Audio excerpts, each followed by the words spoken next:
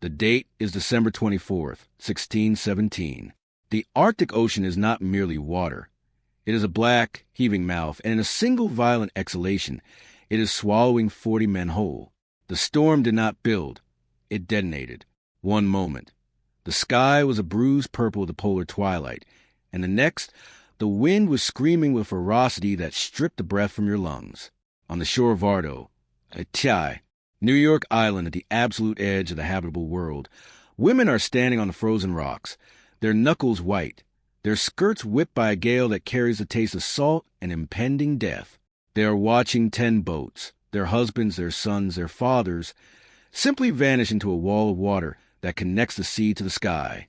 There is no wreckage yet, just a sudden, terrifying absence. This is not a tragedy. It is an amputation. And in the silence that follows the roar of the wind, as the widows of Vardo stare into the abyss that took their livelihood, a dangerous seed is planted in the permafrost of their grief. They cannot accept that the air and the water simply murder their families by chance. No, this storm was too precise. It was too sudden. It was summoned. And if it was summoned, then someone standing among them, perhaps the neighbor shivering right next to them on the rocks, called it down. This is the story of Vardo. It is a story of 91 small lights burning in the dark, each representing a life extinguished by fire.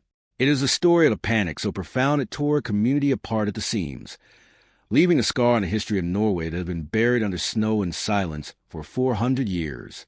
To understand the horror of what happened here, you must first feel the geography in your bones. Vardo is not just a town. It is an outpost of humanity clinging to a rock at 70 degrees north latitude. It sits at the northeastern tip of Norway, further east in Istanbul, perched on the Barents Sea. To the north, there is nothing but ice until you hit the pole. To the east, the vastness of Russia. It is a place of extremes that warp the human mind. For 2 months in the winter, the sun never rises. The polar night is not just dark. It is a suffocating, heavy blanket of obsidian that disorients the senses. You can lose your way walking 30 feet to your neighbor's door.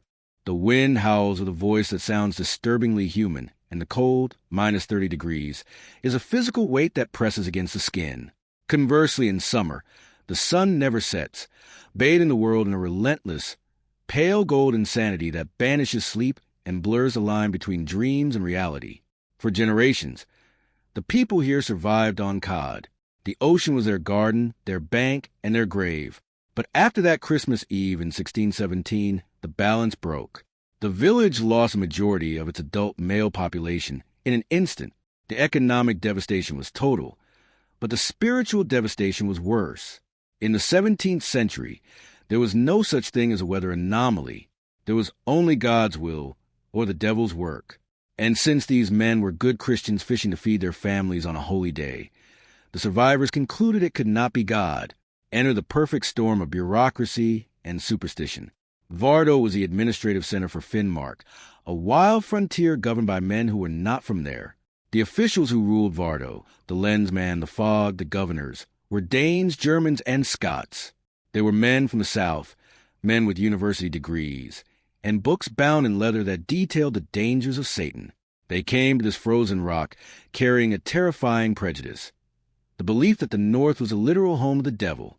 Theologians of the time wrote that evil poured down from the north, that the cold preserved demons, and that the indigenous Sami people, with their runic drums and animist chanting, were sorcerers in league with hell. In 1620, the laws changed. A new decree from the King of Denmark-Norway sharpened the definition of sorcery. It handed the local authorities a loaded weapon, and the grieving women of Vardo, desperate to find a reason why their husbands had died, pointed that weapon at each other. The first fires were lit in 1621. Imagine the smell of the courtroom in the stone fortress that still dominates the harbor today. It smells of damp wool, unwashed bodies, and the metallic tang of fear. The first victim of the Great Storm accusation was brought forward. Her name was Kirsty Surendad. She was not faced with evidence. She was faced with a narrative. The accusers claimed she had tied knots in a towel to summon the wind, that she had cast a spell to sink the fleet. To prove her guilt, they used the water test. This is a horror that defies logic. They took these women, stripped them, bound their hands and feet, and threw them into the Arctic Ocean. The water temperature was lethal. The shock alone could stop a heart. The logic was twisted. Water is a pure element used in baptism. If the woman sank, the water accepted her, and she was innocent, though likely drowned. If she floated, the water was rejecting her impurity, and she was a witch. Witnesses described women bobbing on the surface, their skirts trapping air, gasping as the freezing brine filled their mouths, only to be hauled out, shivering violently, and told they had failed. They were guilty because they had not drowned. Kirsty's Surindad broke, under torture, or perhaps just the sheer exhaustion of terror. She confessed. She named others. She said she was the admiral of a witch's coven. On April 28, 1621, she was led out to the flat ground near the fortress. She would have been able to see the cells where she had been kept. She was tied to a stake. Wood, precious and expensive in this treeless landscape, was piled around her.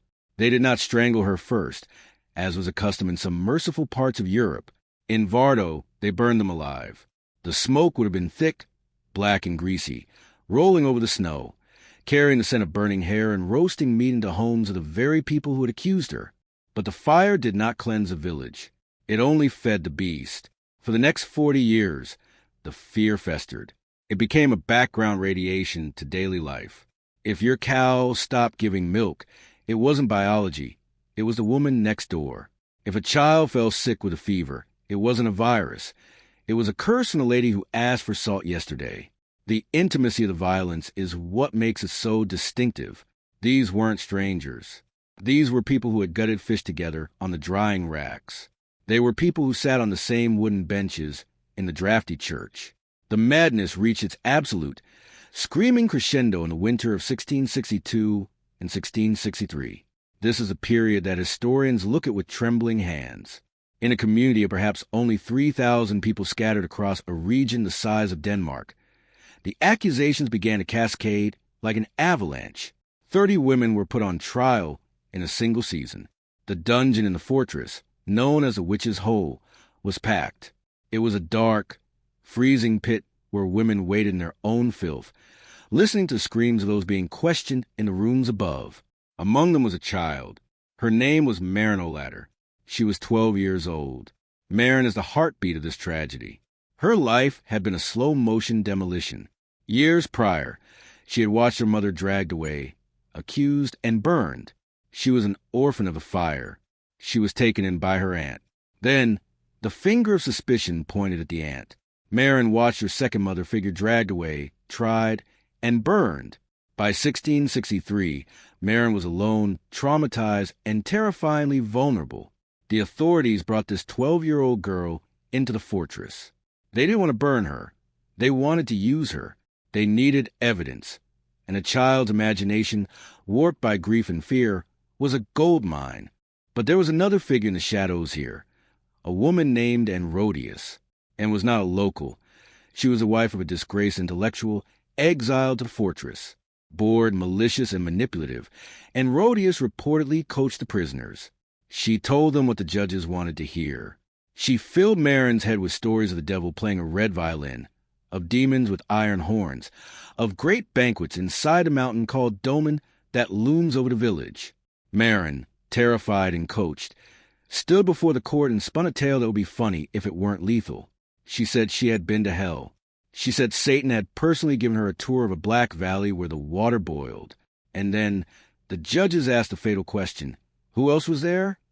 The 12-year-old girl, desperate to please the men who held her life in their hands, gave them 5 names.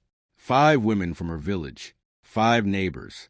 On March 20th, 1663, those 5 women were marched out into the snow and burned to death because a child said so. The records from this winter are a litany of absurdity and horror. Sol Niels confessed to flying to a mountain called Dovrefell, hundreds of kilometers away, to party with Satan who appeared as a black dog. Margaret John confessed that she danced with the devil and lost her shoe, and that the Prince of Darkness, in a moment of gallantry, gave her a new one. A woman was incinerated because of a story about a shoe. Ingeborg, the wife of Peter Krogh, tried to fight.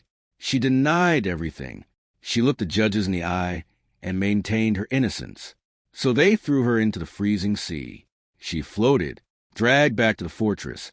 Hypothermic and broken, she was tortured until she agreed with their insanity.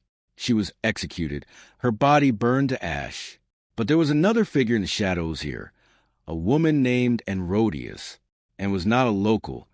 She was the wife of a disgraced intellectual, exiled to the fortress. Bored, malicious, and manipulative, Enrodius reportedly coached the prisoners. She told them what the judges wanted to hear.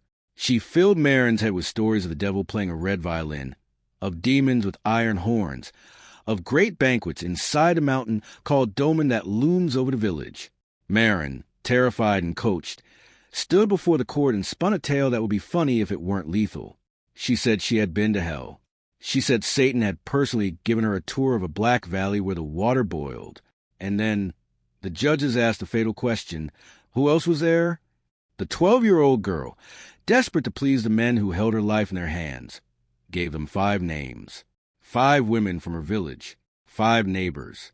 On March 20th, 1663, those 5 women were marched out into the snow and burned to death because a child said so. The records from this winter are a litany of absurdity and horror.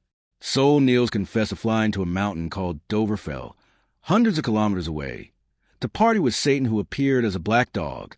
Margaret John confessed that she danced with the devil and lost her shoe, and that the Prince of Darkness, in a moment of gallantry, gave her a new one.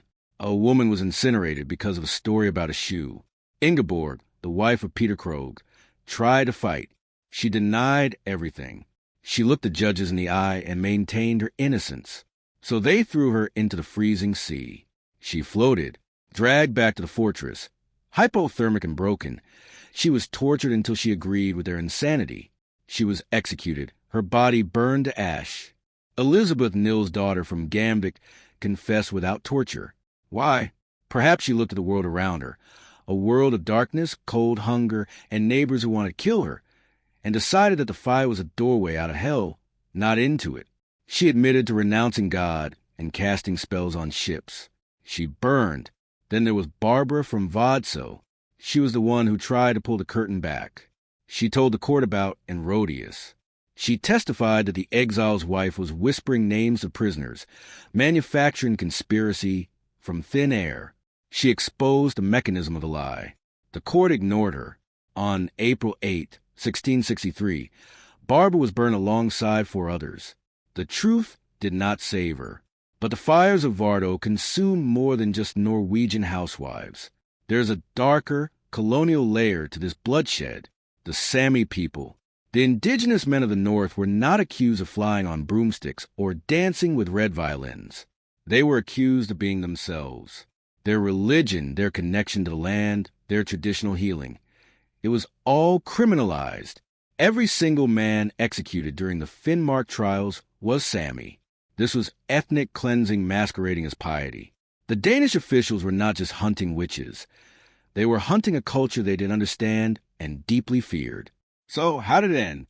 Did the village wake up? Did the sky clear?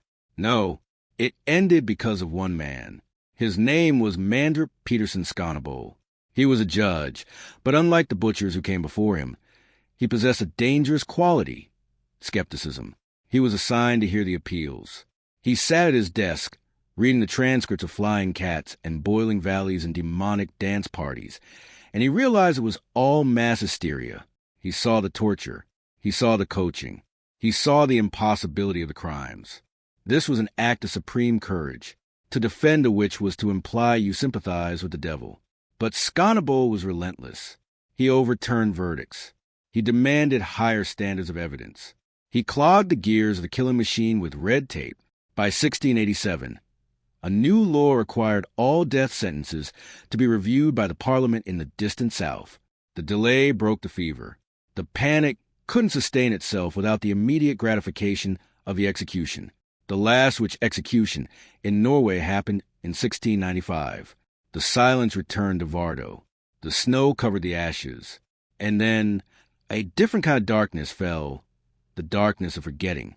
The community, perhaps out of shame, perhaps out of trauma, stopped talking about it.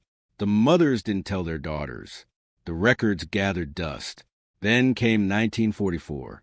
The Nazis, retreating from the Red Army, initiated a scorched earth policy. They burned Vardo to the bedrock. Every house, every pier, every timber of the old world was incinerated. The physical history of the witch trials was wiped off the map by modern war. The trauma of 1944 overwrote the trauma of 1663. For decades, the 91 victims were ghosts without graves, unremembered by the people walking on their ashes, until 2011. If you go to Vardo today, you'll see a structure that looks like a sleek, strange insect perched on the rocky shore. This is the Style-Niza Memorial, a collaboration between the architect Peter Zumthor and the artist Louise Bourgeois. It is a long, cocoon-like corridor suspended on wooden frames. Inside it is dark, smelling of pine and sea salt. There is a long canvas tunnel, and along it are 91 small windows. In each window, a light burns, a literal light bulb glowing day and night, winter and summer. Next to each light is a plaque with a name and the court record: convicted, burned at the stake. You walk past them one by one. The repetition is the point. You read about the shoe. You read about the black dog. You read about the floating. By the time you reach the end, the number 91 is no longer statistic. It is a heavy, suffocating weight in your chest. Next to the corridor is a black glass box. Inside, there's a chair with 5 flames erupting from it, reflecting endlessly in mirrors. It signifies the burning that never ends, the accusation that consumes everything. Maren Olader is there, too, not as a light, because she wasn't burned. She was sentenced to a workhouse and lived out her days in the village that murdered her family. She is the ghost in the machine, the reminder of the child who was broken to feed the fire. I want you to think about the view from that memorial. You look out at the same gray, indifferent sea. You look at the same mountain, Domen. You feel the same biting wind. The landscape hasn't changed. And the human instinct, the instinct to find a scapegoat when the world falls apart, hasn't changed either. The people of Vardo were not monsters. They were terrified. They were grieving. They were cold. And when fear finds a community with no way out, when grief curdles into blame, the result is always the same. We find a witch. We build a fire. The 91 lights of Vardo are not just a memorial to the dead. They are a warning to the living. They are there to remind us that civilization is a thin layer of ice over a deep, dark ocean, and it doesn't take much, a storm, a sickness, a rumor, for us to fall through.